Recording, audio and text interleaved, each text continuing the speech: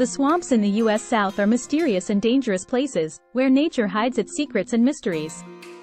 They are also home to the swamp lights, mysterious phenomena that appear and disappear in the water and the air. Some say they are natural gas, others say they are just fireflies, while other people imply that they are spirits of some type. But no one knows for sure what they are, or what they want. Are they natural or something that has a more sinister purpose? And why do people occasionally go missing when they encounter them? Let's examine a few of these tales. Our first story is from the summer of 1988 in Eccles County, Georgia. Jake Collins and some friends had decided to go camping in Okefenokee Swamp. They had heard stories from other people recently about some mysterious lights that seemed like they were luring people deeper into the swamp. Jake didn't believe in such nonsense, assuming it was just some people playing pranks. He set up his tent near the edge of the swamp, while his friends did the same. They lit a fire and roasted some marshmallows, telling jokes and stories. Jake felt a surge of excitement as he looked at the murky water and the twisted trees. He wondered what secrets the swamp hid. Jake decided to take a walk around, hoping to find something interesting. He grabbed his flashlight and told his friends he would be back soon. They warned him to be careful, watch out for gators and snakes. Jake nodded and headed into the swamp. He walked for a while, shining his flashlight on the ground and the branches. He saw nothing but muddy black water and trees while hearing the noises of various swamp insects. He kept walking until he reached a clearing where there was a small pool of water in the center, reflecting the moonlight.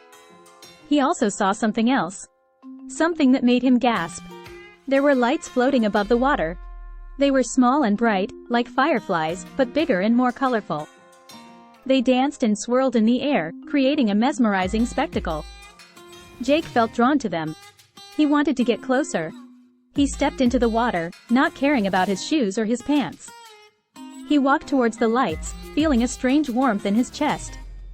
He reached out his hand, trying to touch one of them. He felt an electric shock as he managed to touch one.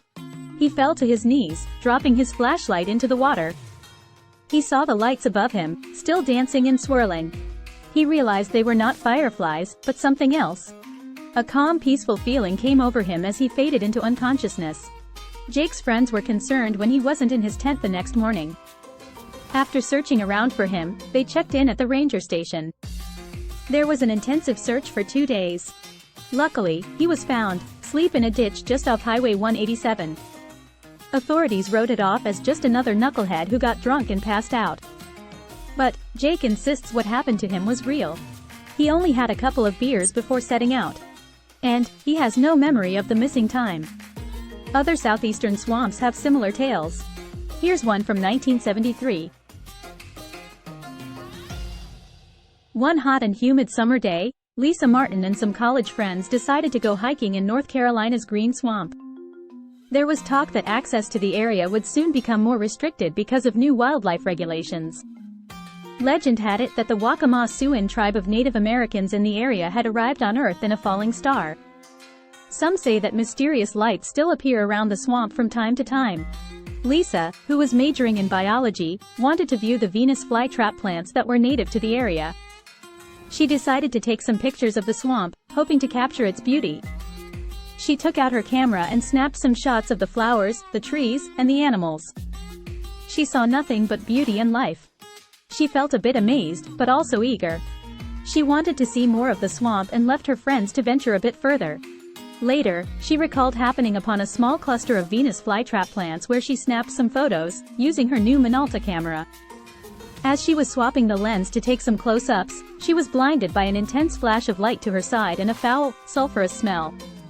She passed out at that point and remembers nothing else until she was rescued by her frantic friends right at nightfall. The friends helped Lisa, who was still groggy, make it out of the swamp and back to the road.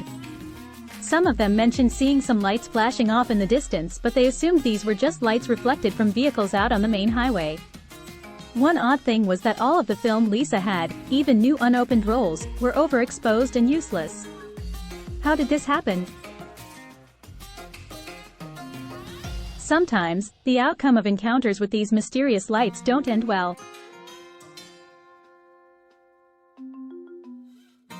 On a chilly September evening in 1993, Mike Graves and some friends had decided to go fishing in North Carolina's gum swamp. Their plan was to catch some catfish. They had heard tales from older relatives about haunting lights in the swamp that would appear and disappear.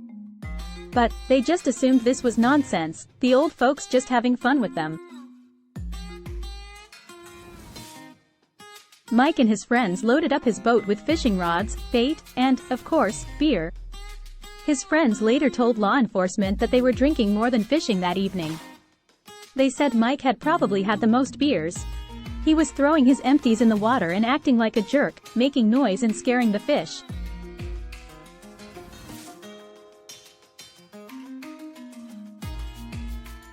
Then, the guy said, things took a strange turn. The swamp grew quiet and there was a sudden breeze. About the same time, Mike was trying to pull in his line but it had gotten caught on a stump. Not thinking clearly, he jumped out of his boat and headed towards where he thought his line was stuck. Suddenly, a will-o-wisp of light appeared over Mike, crackling with energy. He ducked and his friends shouted for him to come back to the boats. A few seconds later, he disappeared under the water. Bolts of electricity shot out, preventing his friends from rescuing him. The guys said they backed off and waited for the weird light to leave. When they went back, they couldn't find any sign of Mike. The guys reported the incident and their story was received with skepticism by the sheriff.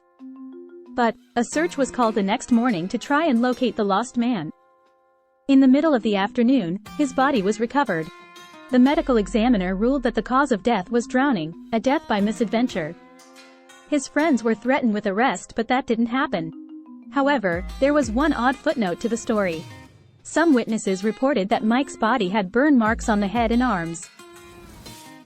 Are these stories of mysterious swamp lights true? Or just active imaginations? Or simply someone trying to cover up mundane events with a fantastical tale? You decide.